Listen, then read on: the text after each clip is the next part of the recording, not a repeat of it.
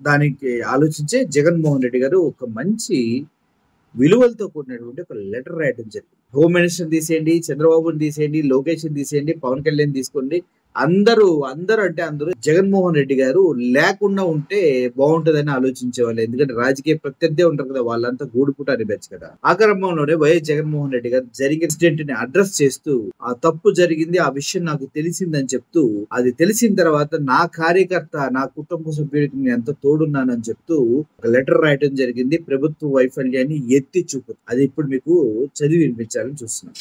CBN గారు, ఈ రోజు మీరు రాజకీయాలను మరింత దిగజార్చారు. నేను అడుగుతున్న ఈ ప్రశ్నలకు సమాధానం చెప్పగలరా? చంద్రబాబు గారు, అసలు నా పర్యటనకు మీరు ఎందుకు ఆంక్షలు పెట్టి ఎవరు రాకుండా కట్టడి ఎందుకు చేశారు?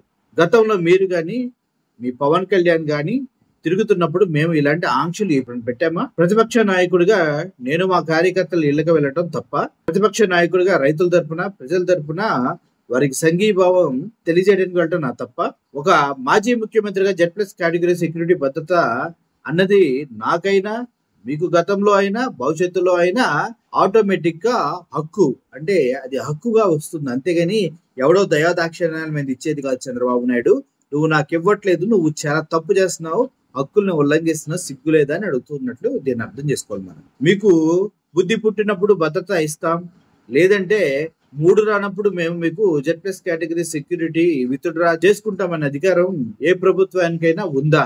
అది మీకైనా నాకైనా అని సూటిగా ప్రశ్నిస్తూ ఉన్నారు.